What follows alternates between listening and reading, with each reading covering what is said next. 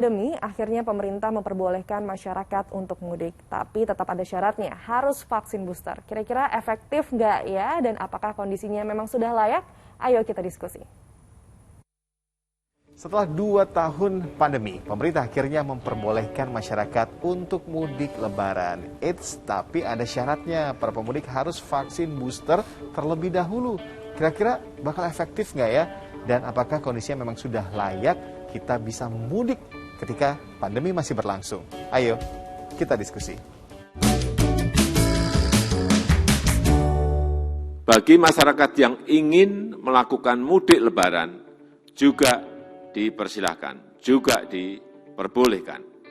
Dengan syarat sudah mendapatkan 2 kali vaksin dan 1 kali booster, serta tetap menerapkan protokol kesehatan yang ketat.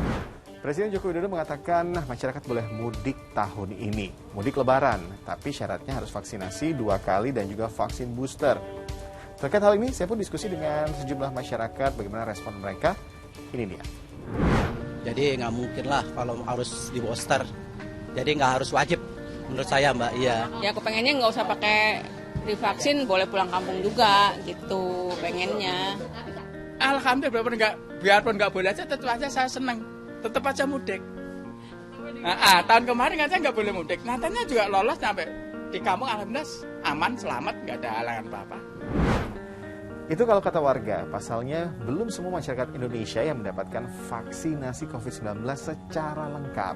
Kalau berdasarkan data Kementerian Kesehatan, sudah ada 195.366.825 dosis untuk total vaksinasi dosis pertama. Sementara itu untuk total vaksinasi dosis kedua, sudah ada 156.336.412 dosis. Tapi untuk total vaksinasi dosis ketiga atau vaksinasi booster, ini baru ada 18.155.763 dosis atau hanya 8,72%. Atau dengan kata lain masih banyak warga yang harus vaksin booster dulu sebelum bisa mudik.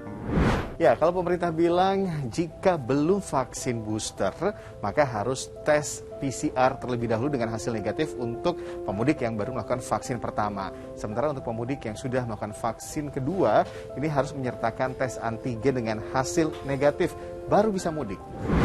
Ya, dengan dicabutnya larangan mudik tahun ini oleh pemerintah, diprediksi ini akan ada 80 juta orang yang akan melakukan mudik lebaran tahun ini melalui jalur udara, darat, dan juga laut. Nah, kalau yang menggunakan transportasi publik seperti pesawat, kereta, bus, maupun juga kapal, status vaksinasi ini akan diperiksa sebelum keberangkatan mereka. Tapi kalau menggunakan kendaraan pribadi, gimana ya? Satu kan mereka harus sudah mengunduh aplikasi Peduli Lindungi. Di situ kan akan bisa memperlihatkan ya bahwa seseorang itu sudah divaksin atau belum, misalnya seperti itu.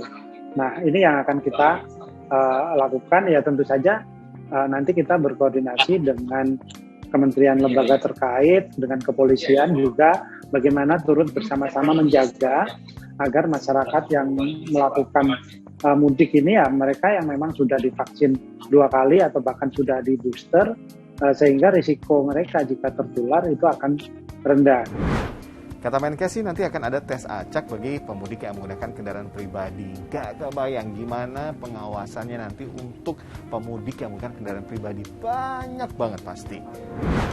Oh ya, untuk pemudik yang nanti belum vaksin lengkap bisa langsung vaksin di posko-posko yang disediakan selama masa mudik lebaran. Tapi apakah cukup hanya aturan vaksin yang dijadikan syarat untuk mudik? Pemerintah harusnya dalam paket penanggulangan COVID. Jadi harusnya Presiden itu mengatakan harusnya kalau mau mudik itu wajib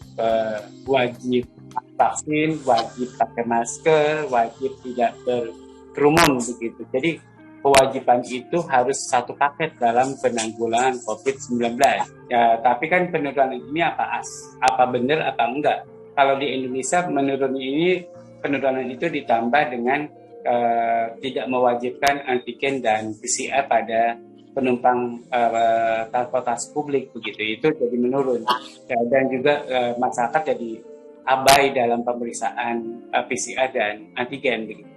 Jadi tambah menurun. Jadi menurut saya kontak tracing juga tidak bagus begitu. Jadi tambah turun lagi. Ya, mudik sudah diperbolehkan, tapi jangan lupa untuk tetap jaga protokol kesehatan. Jangan sampai nanti habis mudik, kasus COVID-19 naik lagi. Saya Reza Ramadansyah, kita ketemu di diskusi selanjutnya.